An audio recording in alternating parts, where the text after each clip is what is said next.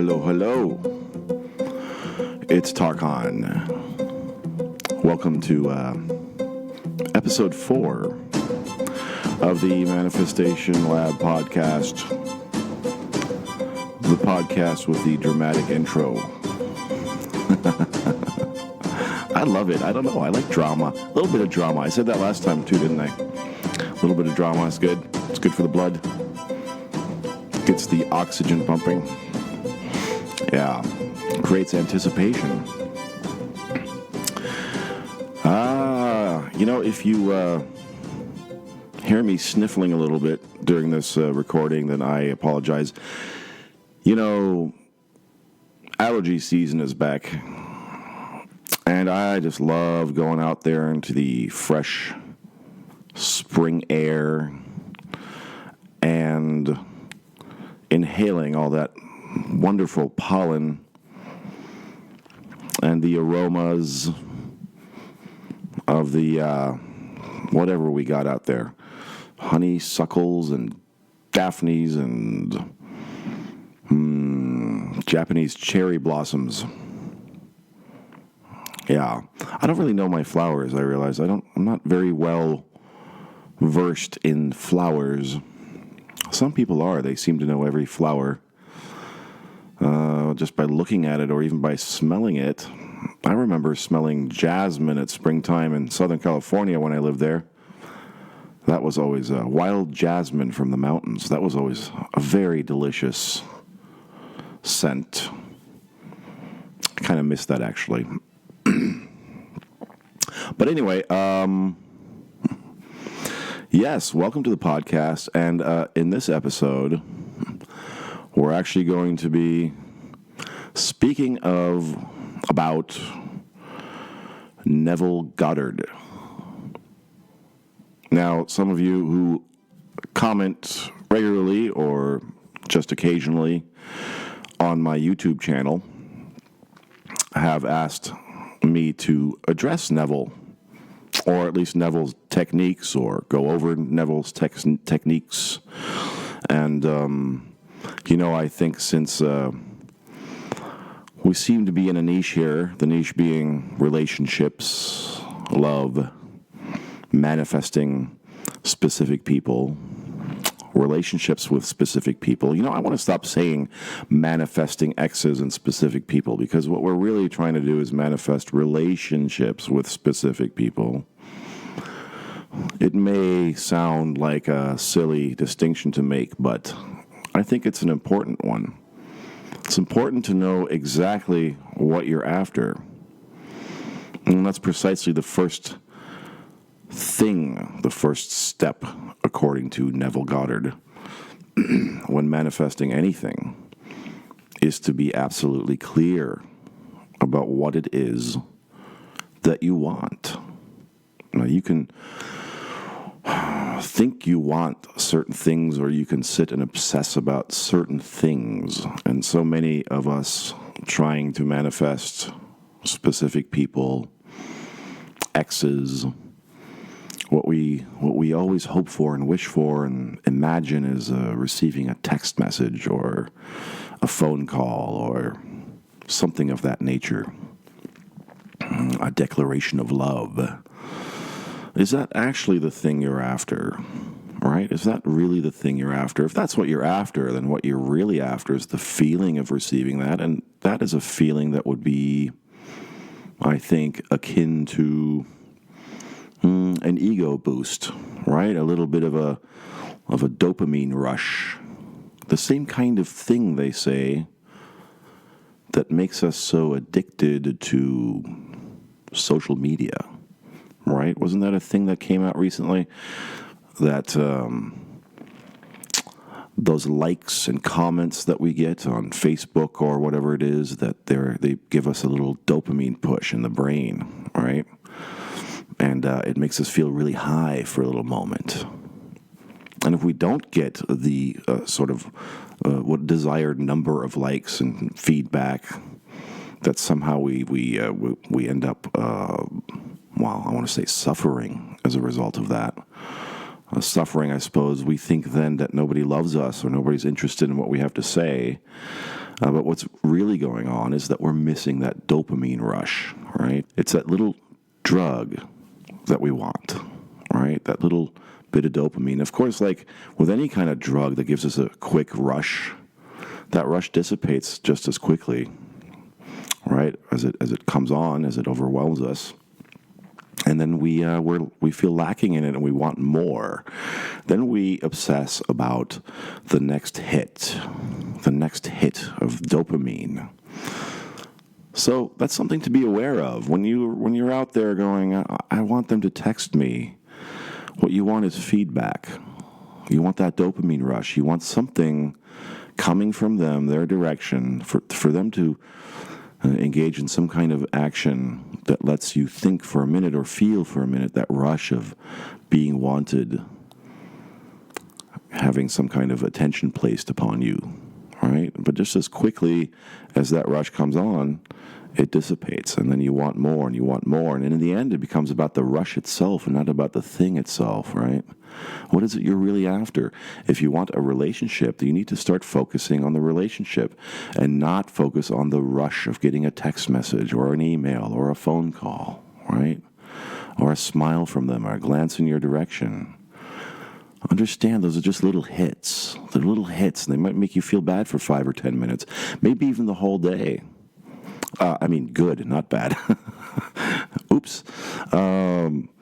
Was that a little Freudian slip? Because in the end, really what it is, it does make you feel bad because, how many text messages do you need to receive in order to keep that feeling going, right? Just like with any drug, how many hits of that do you need to maintain? And after a while, if there are enough of those hits, if you get enough of those injections or whatever, then it becomes sort of normal, doesn't it? And then you need more and more to reach that kind of euphoric state, or just to maintain a normal state, right? So in a lot of ways, when you desire something like a text message or whatever it is, you're after a hit. And if that's something you're obsessing about, then think about it that way. You're after a chemical rush, right? Something to make you feel really good for a moment. And then you're going to want that again and again and again. But is that a relationship? Is that the end result you're really after? Do you want to just have a whole bunch of a series of dopamine hits to keep you going through the day, right? Keep you happy at work, whatever it is, help you sleep at night? Nah, I think that most of us, if we look at it that way, we understand very well that that's not really what we're after, is it? And if it is what you're after, then there's nothing really wrong with that. Then just you can manifest text messages if that's all you want to focus on. And you focus on the feeling of what it would be like to receive that text message. What would that dopamine rush feel like? If that's what you want, if that's all you want, that's fine. But be aware if that's all you want, and be aware if in fact you want something much, much more than that, much, much deeper than that. Maybe you don't want the text message. You want the relationship, right? Yeah.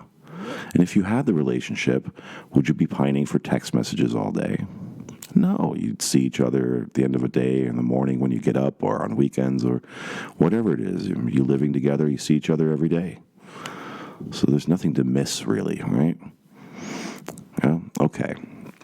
So now that I've rambled on about that, and it does tie in, because this is according to Neville Goddard. And those of you who are not familiar with Neville Goddard, he was a lecturer.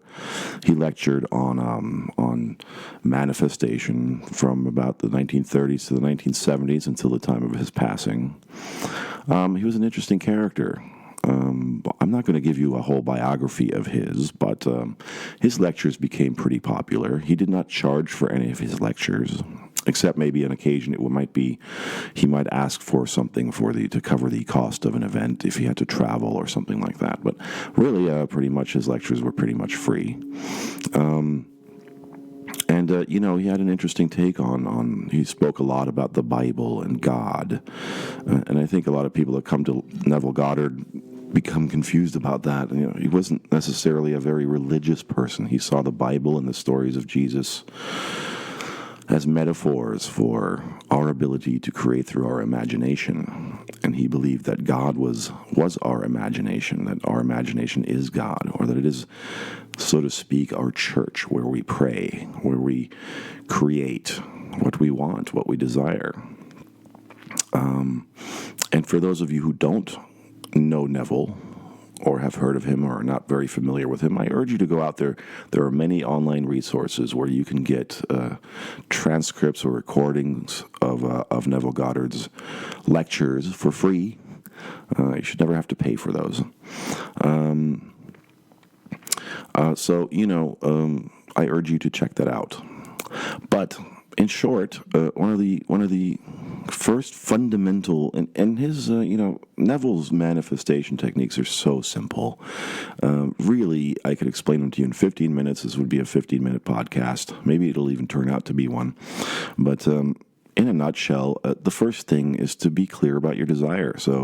And I think I covered that already. You need to understand what it is you're really after. I get a lot of emails from you guys, and I get a lot of comments on the YouTube, and I want to text. Why isn't he texting me? And how do I manifest that? And, if that's all you're after, it's pretty simple to do. But I'm going to assume, I usually go out on a limb and I assume things. I read things into your comments and your emails to me and your questions. I assume you want much, much more than that. You're pining after somebody. If you just want attention from them, then understand that that's a very simple thing. Like I said, you're after a little dopamine push. That's what you're after. You're after that like on your Facebook comment, all right? But if you really want them back, you need to understand, and you need to start imagining and constructing scenes around what that means. What would a life be like with this person?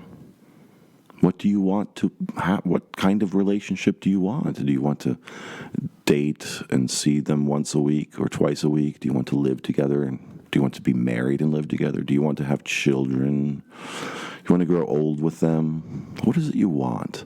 And then you must go to that feeling, that scene. And this is the second fundamental principle, and probably the meat of Neville Goddard's teachings, the absolute, what would we call it? Yes, the meat, I think the meat, the meat of it. The most important aspect of this is to go into your imaginal state, to create a scene of the thing already fulfilled. Now here's the thing, because there's a distinction here, and it seems like a subtle one, but we're going to try to pick it apart. You want to not so much imagine the receiving of your desire, and I think in this case it would be something like receiving a text message, right? We've covered that part already.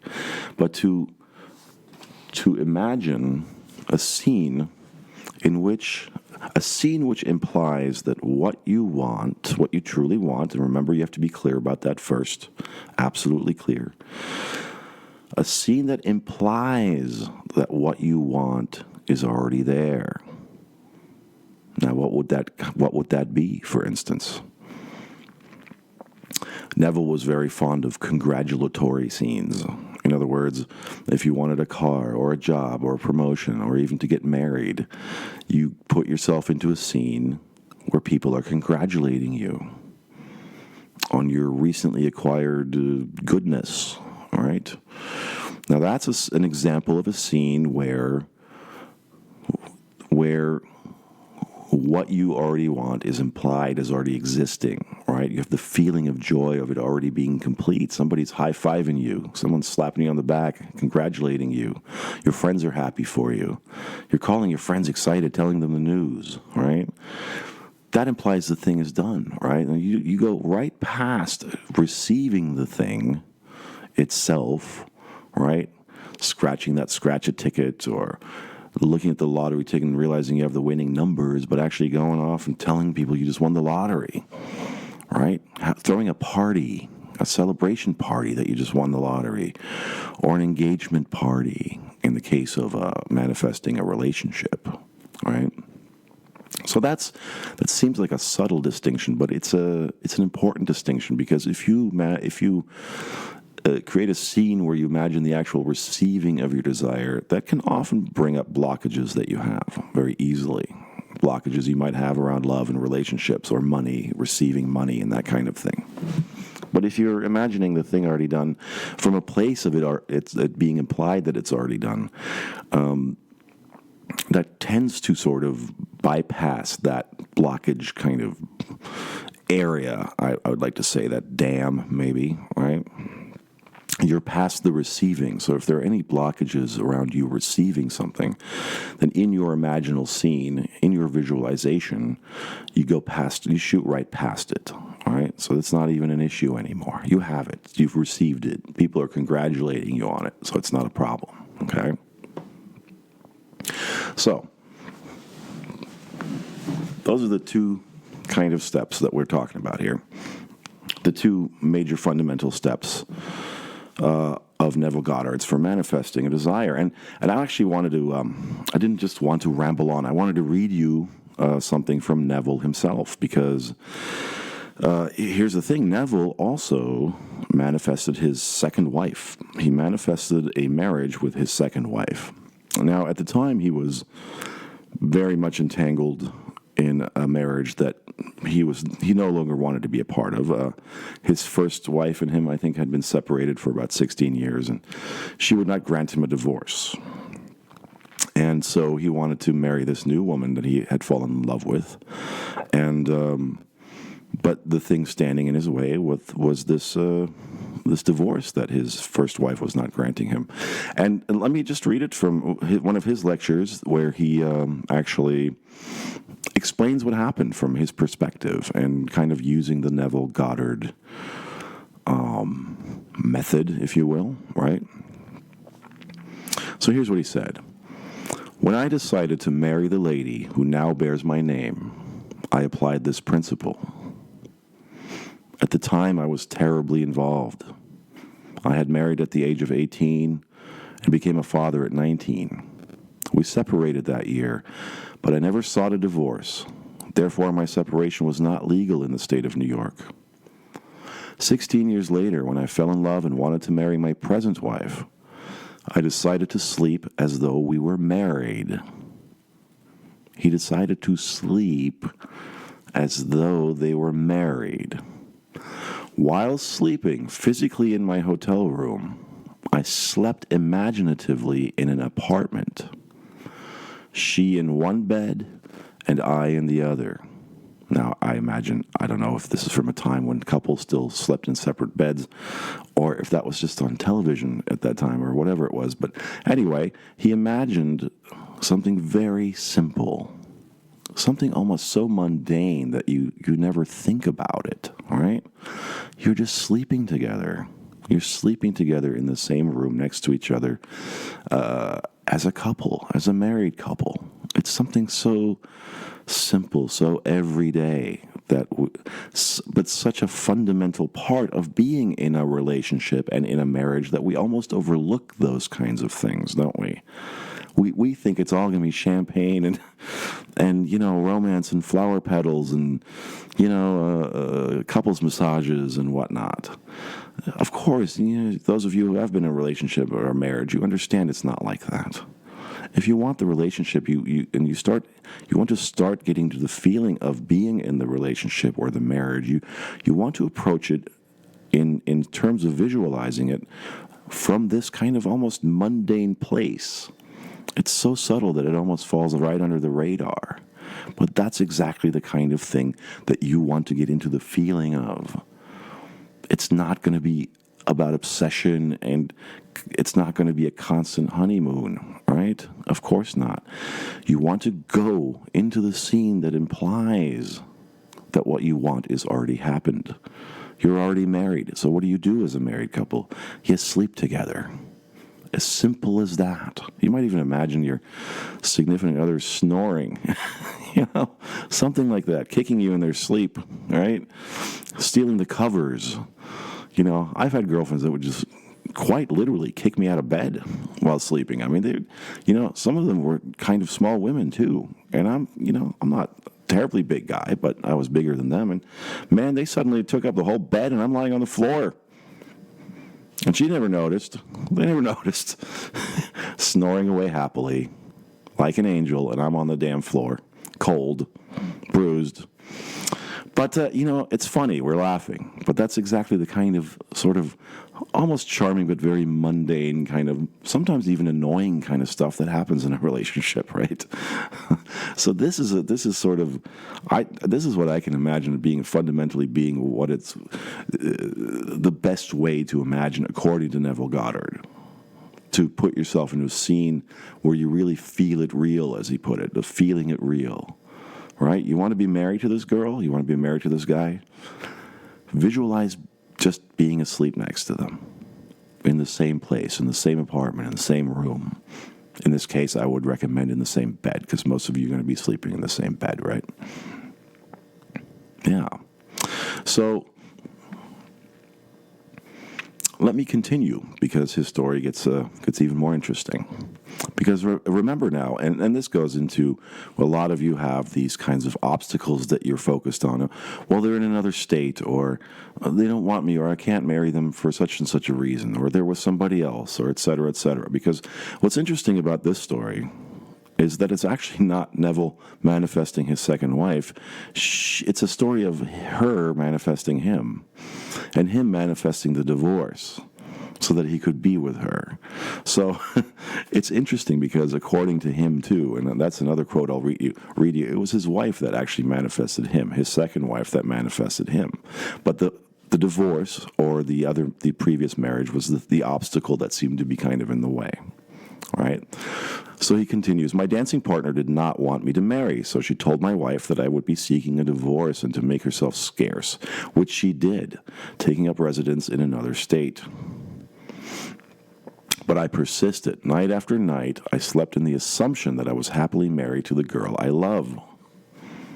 I slept in the assumption that I was happily married to the girl I love. And the assumption is the thing that the feeling is accompanied by the assumption, or the assumption creates the feeling, right? And the feeling is what you're after, the feeling it real, the feeling of what it would be like to be in that. And it can be mundane. Night after night, I'm sleeping next to the same woman that I love. Within a week, he continues, I received a call requesting me to be in court the next Tuesday morning at 10 a.m. Giving me no reason why I should be there, I dismissed the request, thinking it was a hoax played on me by a friend. So the next Tuesday morning at 9:30 a.m., I was unshaved and only casually dressed when the phone rang and a lady said, it would be to your advantage as a public figure to be in court this morning as your wife is on trial. Now, this is his first wife, the one he's been separated from for 16 years. She's on trial. What a shock, he says. I quickly thanked the lady, caught a taxi, and arrived just as court began. My wife had been caught lifting a few items from a store in New York City, which she had not paid for. Asking to speak on her behalf, I said, she is my wife and the mother of my son. Although we have been separated for 16 years, as far as I know, she has never done this before, and I do not think she will ever do it again. We have a marvelous son. Please do nothing to her to reflect in any way upon our son who lives with me. If I may say something, she is 8 years my senior and may be passing through a certain emotional state which prompted her to do what she did. If you must sentence her, then please suspend it. The judge then said to me, in all of my years on the bench, I have never heard an appeal like this. Your wife tells me you want a divorce, and here you could have tangible evidence for it, yet you plead for her release. He then sentenced her for 6 months and suspended the sentence.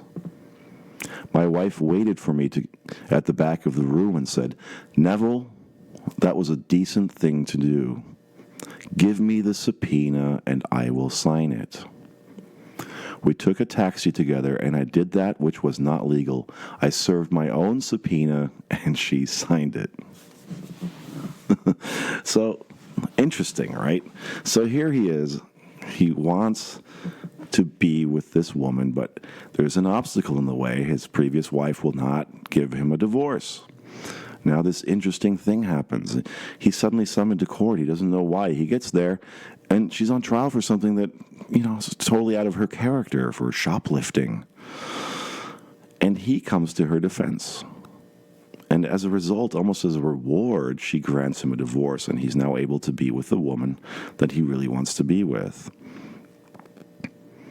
Let me keep reading. Now, who was the cause of her misfortune? He says, she lived in another state, but came to New York City to do an act for which she was to be caught and tried.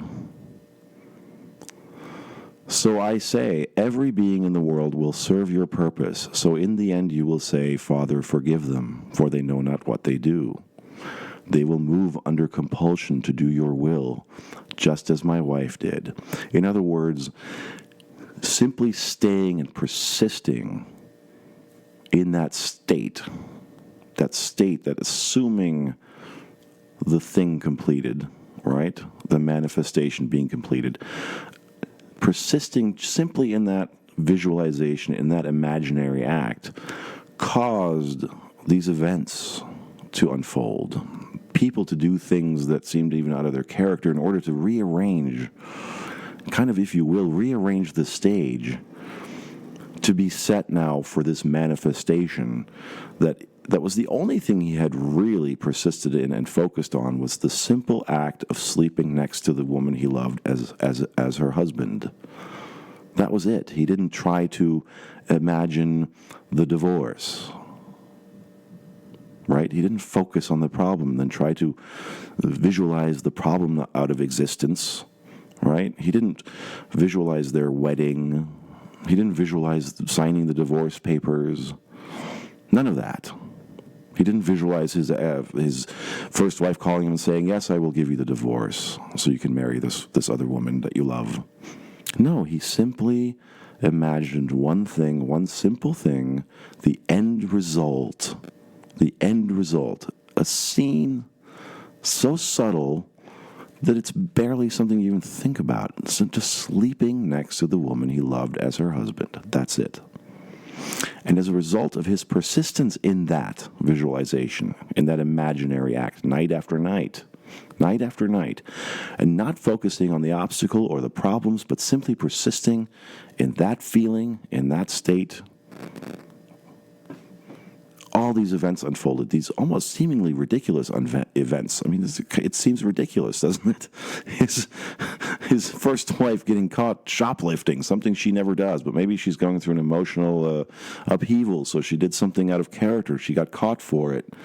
He's now called to court. He testifies on her behalf. The judge is just flabbergasted, right? It grants her leniency at his request. And she is so thankful, she says, I'm going to give you what you want. Boom. The thing has unfolded. The obstacle has now dissipated. It's completely disappeared. Just almost right in front of before his eyes. It just, poof, gone. Now the road is clear for him to marry the woman he loves. All right? So Neville continues, and it's just what I just said. I tell this story only to illustrate a principle. You do not need to ask anyone to aid you in the answer to a prayer, for the simple reason that God, remember God is your imagination, is omnipotent and omniscient, if I'm pronouncing that correctly. He is in you as your own wonderful I amness. All you need to do is know what you want. Construct a scene which would imply the fulfillment of your desire.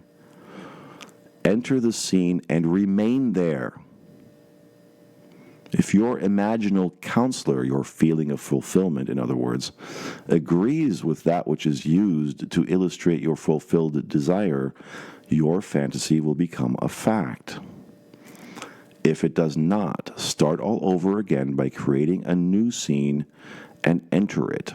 It costs you nothing to imagine consciously. In other words, when you're constructing your scene, you want to make it simple, simple enough that it's easy for you to conjure the feeling that you need to conjure up in order to feel like the scene is real. Right? If you're not able to accomplish that with the scene you've created, then the scene is too complicated and you just go back and you rework it. You just kind of, you experiment with it a little bit. Don't just take the first scene and stick with it and try to mold it, and bend it to be constructive and productive and to work and to kind of create the feeling. No, let the scene be simple enough and easy enough for you to imagine so that the feeling is easy. It can easily well up in you, right? And if it doesn't do that, simply go back and just reconstruct the scene. Imagine it's like you're a screenwriter or something, or a playwright, okay? The scene isn't working. The scene isn't working. You have to go back sometimes and rewrite the scene, rework it, bring in other elements, take certain elements out, right? Just imagine that's what you're doing. You're just simply writing a scene for a movie or a play, okay? Play that you're acting in, you're going to be acting in, and the people that you desire are going to be acting in. So make it simple, make it easy to understand, make it easy for you to grasp that feeling, right? He continues, in my own case, the scene was a bedroom of an apartment with my wife in one bed and I in the other, denoting that I was no longer living in a hotel alone. I fell asleep in that state. Now, here's another big one. The best time of day, according to Neville, is to do this at night when you're sort of in that hazy kind of just before falling asleep state. I don't know what they call that state. I think there's a scientific term for it. But you know that what I'm talking about, that kind of still awake but barely awake, that sort of twilight stage, right? That's when you want to get into the scene. And that's also why you want to make the scene easy to imagine and simple to imagine, because you don't want to be doing a whole lot of thinking in that state right now. You want it to be easy, simple, right? So that you can easily and quickly achieve that feeling state, and so you can just sort of drift off to sleep in that state. All right? This is what Neville did again and again every night, and manifested his second wife, the woman he loved, very successfully. So I fell asleep in that state, he says, and within 1 week I had the necessary papers to start action on a divorce. So it only took him a week, but he was so focused, right? He was so persistent in it, and he was so insistent that he would not look at any of the obstacles or the problems in his way. And so many of us do that. And so many of you guys out there, and, I'm not trying to nitpick with you, but I want to illustrate that a lot of the emails I get and comments I get are so focused on the problem, the thing that's not going right. Why isn't he texting me? Why did this happen? What if they're in another city? What if they're with somebody else? You got to ignore that stuff. You have to create your scene. You have to feel it, and you have to be persistent in that scene and live in it. Live in it, not observe it, but live in it. Make yourself a part of it. Night after night after night, and you have to do that so purely, so insistently, and just absolutely ignore the thing around you that's not the way you want it to be, the obstacles. Those things, those conditions are temporary, and they will dissipate. They will be picked apart, just like in Neville's case, the divorce that was in the way. Now, what would have happened if every day he had sat around, every night he imagined sleeping next to the woman he loved as her husband, and in the morning he'd wake up and he'd spend the whole day worrying about that he hasn't had his divorce granted yet, that his first wife won't grant him the divorce, that he can't marry the woman he loved.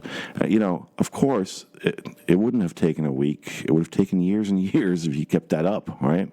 It would have probably never even happened.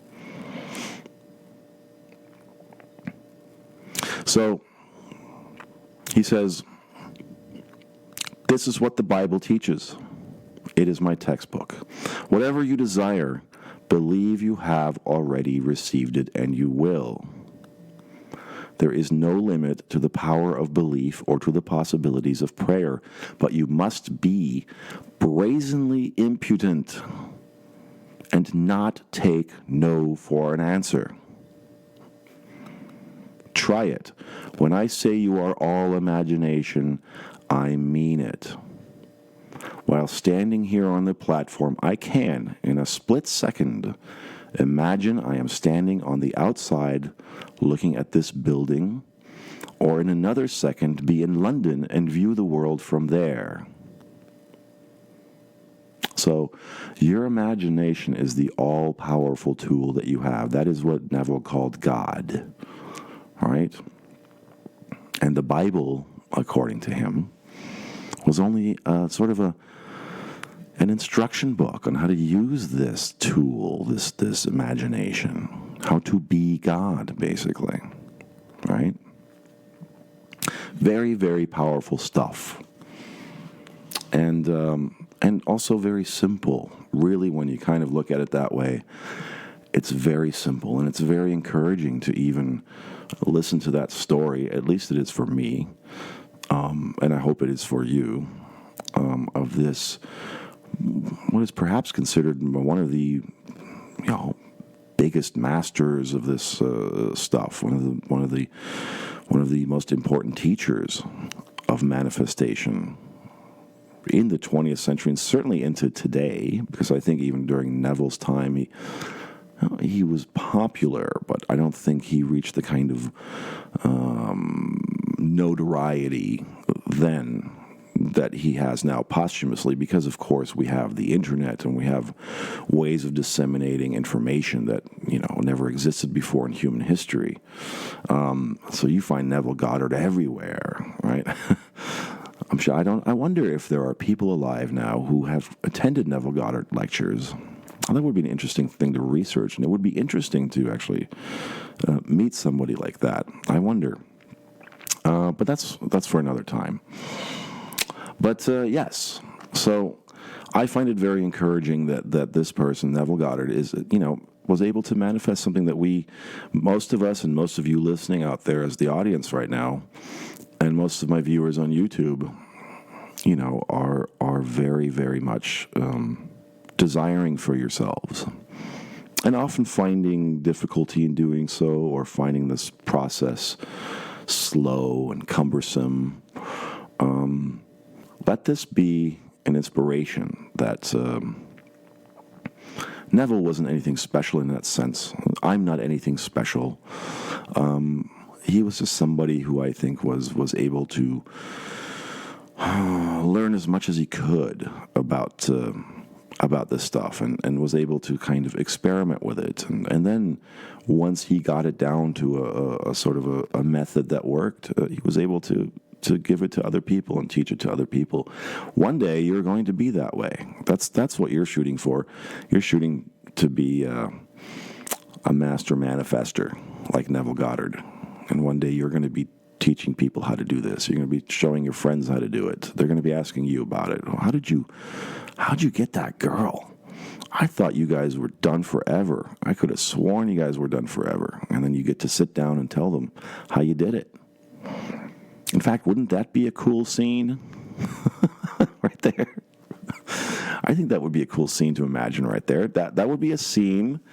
That would be a perfect Neville Goddard scene of implying, right, as the thing already done. A sort of a version of the congratulatory scene, right? What about you just sitting around, your friend asks you how you did that? How'd you get your ex back, man? She was so pissed at you. I can't even believe she gave you another chance. How did that work? Man, she had moved to freaking Paris or Europe and was across the ocean. Now she's back and you guys are engaged. What happened? Just imagine that. Imagine that as a scene, right? And being so happy and cocky a little bit and kind of confident, saying, well, you know what, man? Listen, let me tell you, it's so easy. It was so easy to get her back. Right? So that could be a scene right there. Play around with this stuff. Play around with this stuff. Imagine scenarios that would happen, things that you would say and do, right, after the fact, after it's already done. And there's your scene. And you'll feel it. You'll know it when you feel it, right? And, of course, there's a third thing here, which is, and this is kind of what we always say in manifestation, law of attraction teaching, is we say, once you've done that, you have to let it go, right? You have to kind of, and this is often where that's the difficult part we face.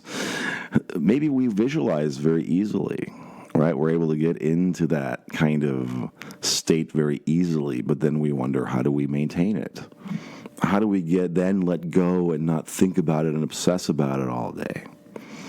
Well, this is where Neville kind of says that if you make your scene, your visualization effective enough, right? If it is a good visualization, a good scene, then it takes care of the desire, of fulfilling the desire itself. It takes care of stilling that hunger that you have, right, for the thing.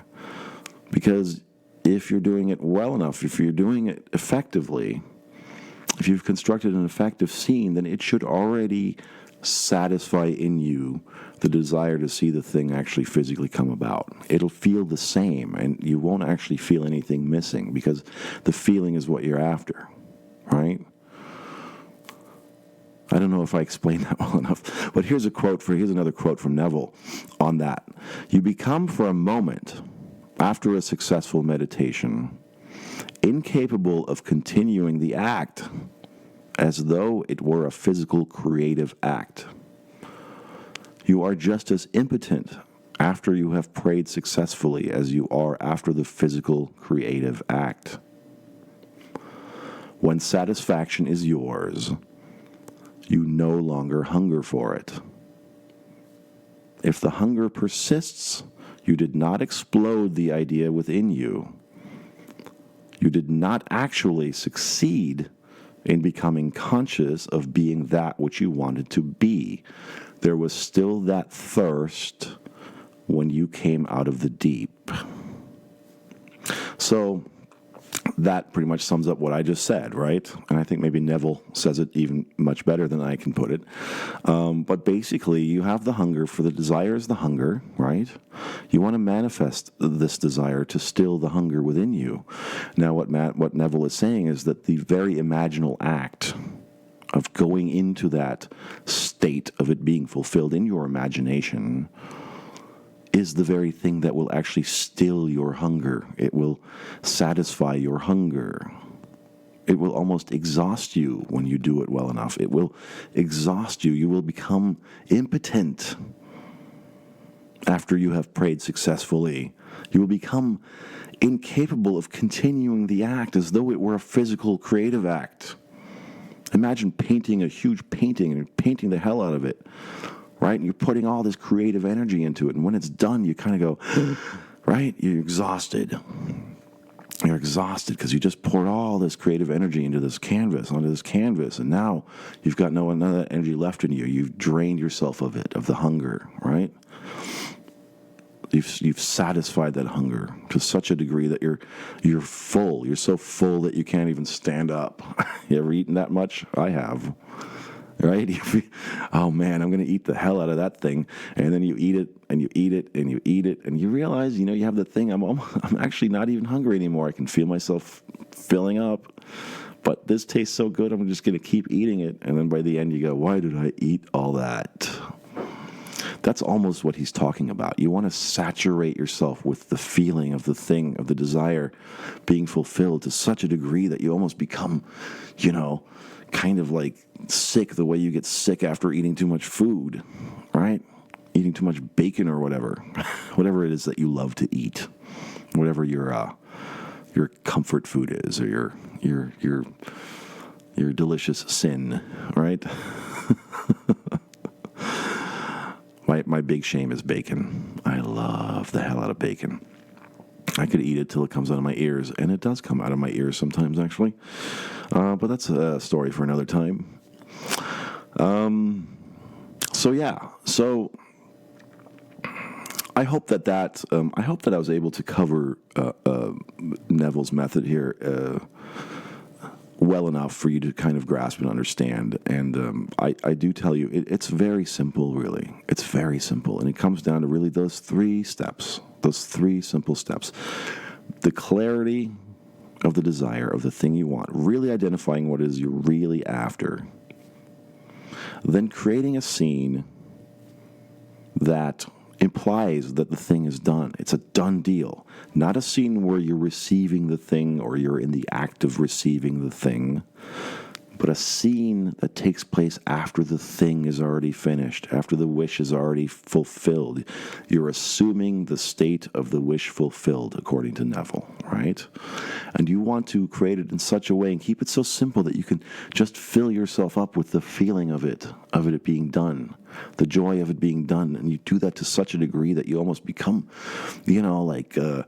so satiated that you don't even think about it not being there. And you can come out of that visualization and that meditation and so satisfied that letting go, the letting go part of it, of the process, is almost comes naturally, right? You don't keep thinking about a pile of bacon after you just stuffed bacon into yourself. You think about the bacon you just had and how delicious it was, but you're not thinking about eating more bacon because you're sick to your stomach now, right? That's almost the kind of state you want to achieve, right? That's the state you want to achieve. And then letting go just comes naturally. It's not even a struggle. And if it doesn't come naturally, then you didn't construct the scene well enough or efficiently enough, or you didn't construct a scene where it was easy enough for you to satiate yourself with the feeling of it being fulfilled. So then just go back. Don't punish yourself for that. It's not like you did anything wrong. Just go back and rewrite the scene. Rewrite the scene. All right? That's all. Play with it. And if you need to write it down, actually write it down, if you're a writer or that's just how you like to do things, then by all means do that. If you want to just do it purely in your head, it doesn't really matter the method or anything like that. You just want to make sure that you construct a scene that's easy enough for you to get into that state, assuming the state of the wish fulfilled, and that you're able to satiate and saturate yourself with that feeling to such a degree that letting go almost comes naturally. You almost want to let go after it because you're so exhausted from that creative act that you just engaged in, right? And that is how you do it, people. That is how you do it according to Neville Goddard, and also pretty much according to all the principles and laws and basic steps that you hear from all other teachers, including me. This is in a nutshell. I mean, this is why I love Neville Goddard so much. And I don't know why I haven't really talked about Neville that much yet. But I'm glad some people have mentioned him. I did want to touch on Neville. I think his teachings are very, very important. And if you want to dive further into Neville, you can go, like I said, you just go Google him and Google lectures. You have PDFs online. You have audio recordings online that you can find for free. And just throw yourself into Neville. He actually had a very nice, calming voice. There are recordings of his voice out there. So, just go listen to him or read some transcripts of his lectures. And, you can see the stuff for yourself. And you may even find details in there, things that I didn't cover in this podcast episode. But in a nutshell, that's pretty much it. That's how you do it, right? Yeah. So in a minute, I'm going to come back, and we're going to reach into the mailbag, and I'm going to take an email, and I'm going to look at it from the Neville Goddard perspective. We're going to look at it through the lens of Neville Goddard and Neville Goddard's technique here that we just discussed, that I just discussed, we did. And we're going to see how this could be applied to a real life scenario, right? So stay tuned for that. I will be right back. All right. Back with a little email from the mailbag. You know what I think would be kind of fun? If I had a little sound effect, a little mailbag sound effect, what would that be? Sort of a rustling of letters or papers, right? Of course, that's silly because I'm not actually getting letters from people. That would be ridiculous. Can you imagine all the letters? I guess that's what used to happen back in the day, right? What did they used to do? They have truckloads of letters. I don't have truckloads of letters. I don't have any letters. Of course, I have emails, but would be kind of fun to have a little sound effect. Let's see if I can find something like that, right? Anyway, this is a short email. I don't want to make this too long and complicated, but let's just take a look at this real quick and see how we can approach it from the Neville Goddard perspective and from the perspective of all the things we just discussed in the first part of the podcast. This is from a woman who is writing me to find out how she can stay on track with dealing with setbacks. And let me just go ahead and read it, and then you'll see what I mean. She writes, recently I went through a breakup this past November and discovered the law of attraction, which has really changed my life in such positive ways. Excellent. Good for you. Welcome to the club.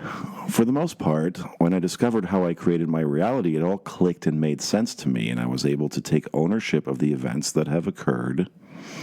I pushed my ex away with my own fear of losing him, and I was always thinking I would lose him since we got together. And shocker, he left me. So, when you're doing that, right, when you're afraid or worried about losing something or somebody or a bad thing happening to you, that is a form of visualizing. That is a form of creation. And if you look at it through the Neville Goddard lens, when you're engaged in that worry thoughts and you're imagining the worst outcome, and you're imagining it probably from a place of it already having happened, right? So here's an example of something happening, being manifested that is not wanted. That's the opposite of what is wanted, in this case, a breakup. And I think we've had emails like this before. But you can even apply the same principle to the thing that has occurred that you've manifested that is unwanted, right? When you're worrying, often what you're doing, if you start paying attention to your worry thoughts, you're actually projecting yourself into a scene most of the time, if not really all of the time, where you're in a situation where this thing has already happened that you're so worried about happening. Right? And then you're assuming the feeling of that, which in this case is a feeling of disappointment and fear and sadness and worry, right? And that is corresponding to the scene you're creating, which then, of course, brings about what? A manifestation, a full-blown manifestation of what you don't want.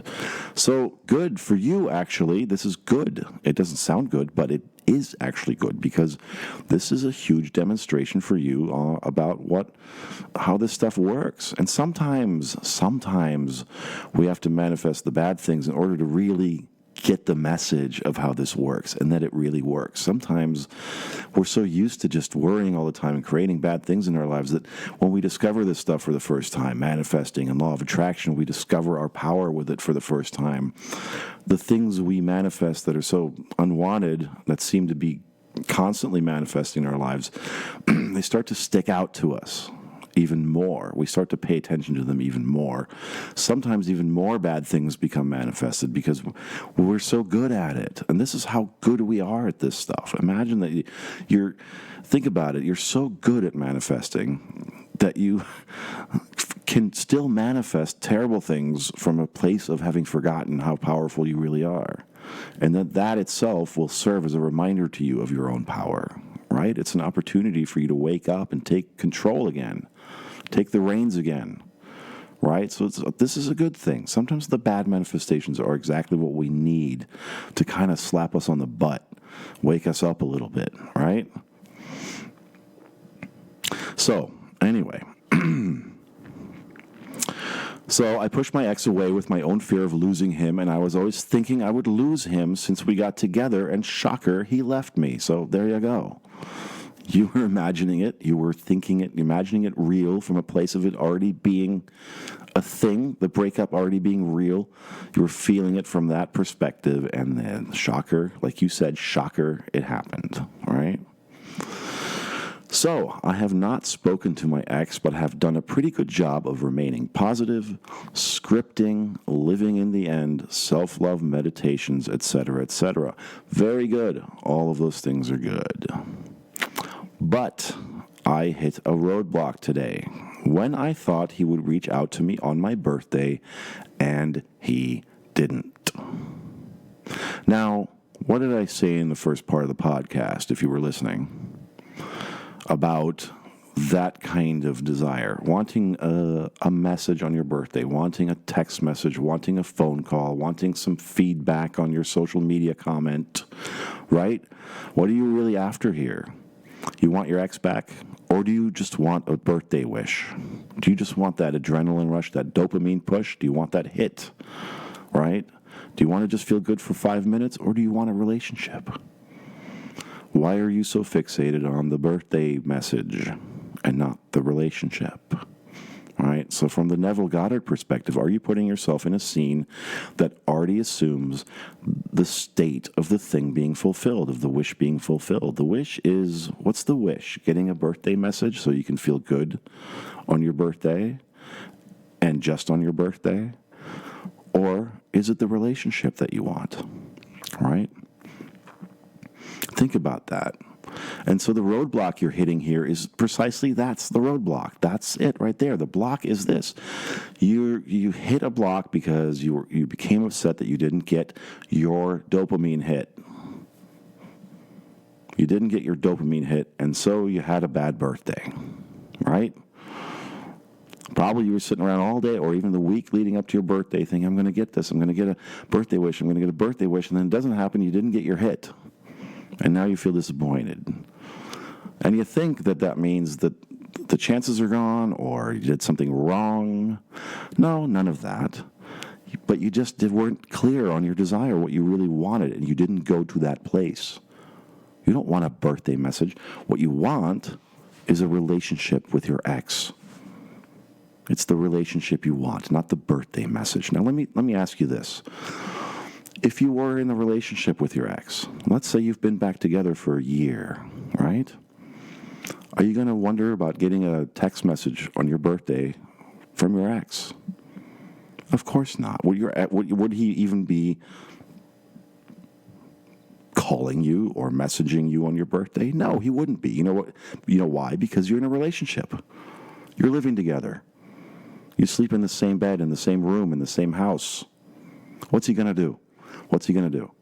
He's going to make you breakfast in bed. He's going to wake you up with eggs and bacon and orange juice, fresh squeezed orange juice, and a hot piping cup of coffee. He's going to bring it to you, right? You're going to sit there and you're going to enjoy every bite, every sip. Yeah? He's going to surprise you with that puppy you always wanted. Okay? That's what he's going to do. You're not going to sit around and go, oh, when's my husband going to call me for my birthday? Unless he's out of town on a business trip or something, right? But let's assume he's not. Well, let's keep it simple. In other words, let's keep it simple, like we said. You want to keep this simple. So how would you reframe this? Right? How would you reframe this from the perspective of Neville Goddard? What kind of a scene would you create that would assume the wish already fulfilled? Now remember, not receiving the thing. But here's a scenario for you. It's about 6 months, 8 months after your birthday, and you've been back together. And you're sitting around on a cozy evening together, drinking some wine maybe. You just had a nice dinner, and you're looking through your phone or something like that, and you're looking at pictures or videos of your birthday party. You're looking at the video of when you opened the box with the puppy, the brand new puppy inside, and it jumps out and licks your face, and you're almost crying with joy because he got you the puppy that you always wanted, right? Or maybe when he comes in and brings you breakfast in bed on your birthday, on the morning of your birthday, he's videotaping the whole thing. So you're watching it together. Oh, remember when that happened? Maybe he surprised you with a trip for your birthday. And so you're looking at pictures of the trip that you went on together, right? The holiday, the special vacation. Maybe he threw you a surprise party. All your friends and family were invited. Yeah, and you came home from work or wherever, and you had no idea, and you open the door, and boom, you almost jump out of your shoes as everyone jumps out from behind the furniture and yells, surprise, happy birthday. and you're talking about it, and you're laughing about it, and you're laughing about the cousin that got too drunk and, threw up in the wastebasket in the kitchen or whatever it was, right? Now, what does that scene do? What does it do? Is it a scene about receiving your desire? No, it's a scene that takes place after your desire is already fulfilled. Yeah, it is another version of the congratulatory scene, isn't it? In that sense, you're almost congratulating each other on a great birthday that you had together, that you spent together, a memorable birthday that you spent together.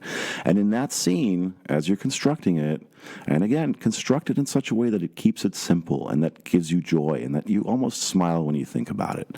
You almost smile about it as if it had actually happened, as if you're actually having a memory that you actually lived through with this person, and that you're re-experiencing that experience through a shared memory, sharing that memory with them and laughing about it, smiling about it.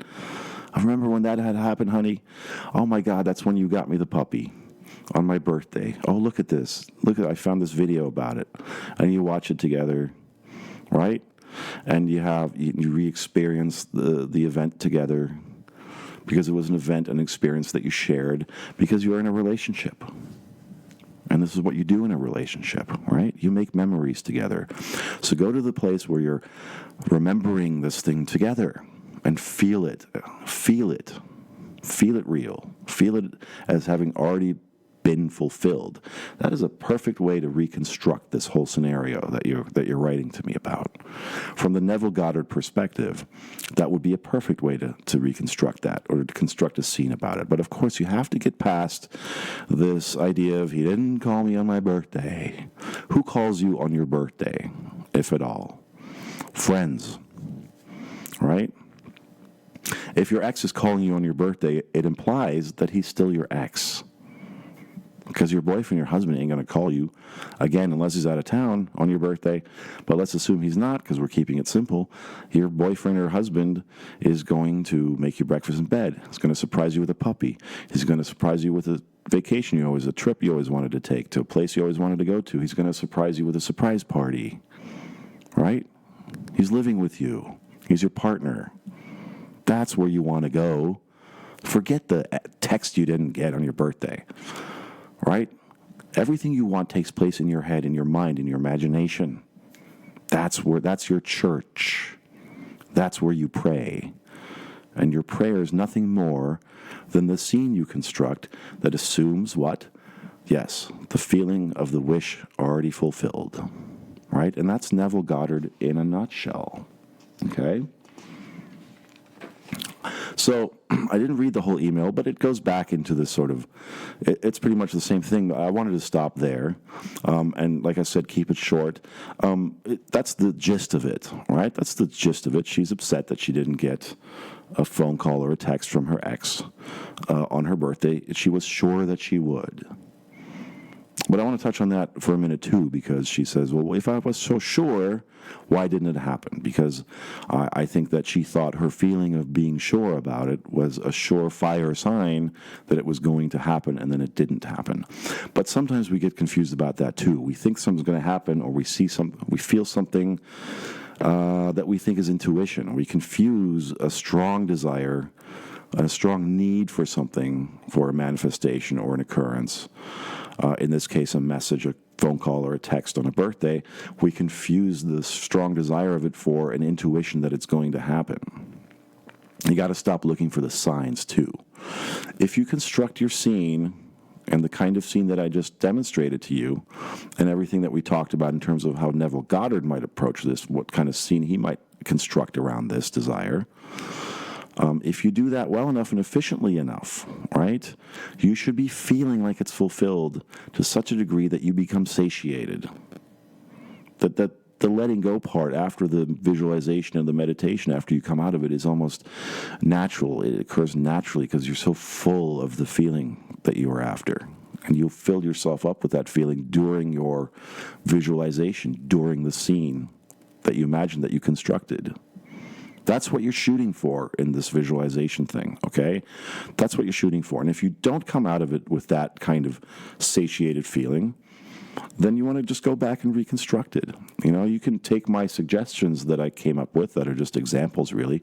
Or if they work for you, excellent. Or you just come up with your own scene. But remember, fundamentally, the principle is you want it to be a scene after the fact that assumes the thing being done and to feel that easily lets you have the feeling of it being complete. Okay? So don't be upset that you didn't get a text message or a phone call on your birthday from your ex. It means nothing. Absolutely nothing. It doesn't mean you failed. It doesn't mean it's not happening now. It's ruined and he'll never be back with you. You'll never be back with him.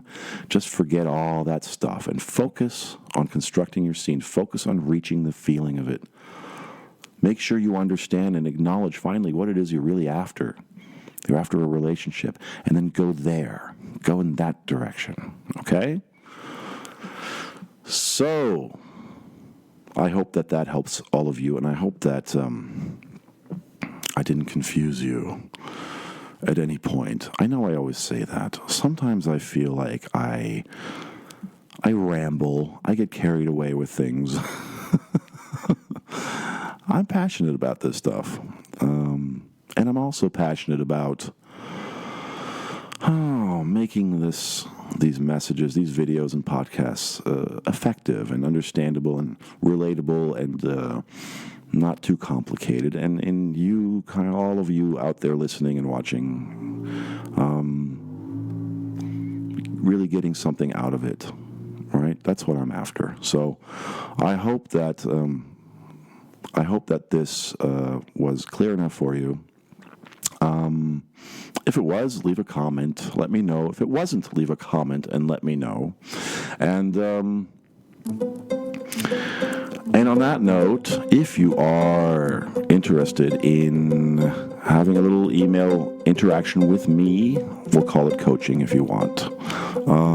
It's pretty much kind of what I do here. That's pretty much what's going to happen. But there are packages available on the website, manifestationlab.com. Just look in the menu on the top along the top right of the page, of the homepage there, and click on that, and you can see all the details on how to purchase a package, email coaching package. Also on the website, you'll find recommended books. You can hit that link. There's some good books there that you should read, that I recommend, that I've read, that I really love, that I think are great books. Also, if you are listening to this on YouTube, please hit subscribe if you haven't already. And thank you for doing so. And thank you for all the new subscribers out there. You're coming steadily, and I love it. I love watching that number grow. And on that note, I hope that you take what I've said here today to heart, that you do some more research on your own on Neville, because Neville is great teacher, great material to get into. So much more there than what I was able to present to you today in this podcast episode. So you should go digging for yourself, definitely. Always do your own research, folks. It's important. Read as much as you can, listen to as much as you can.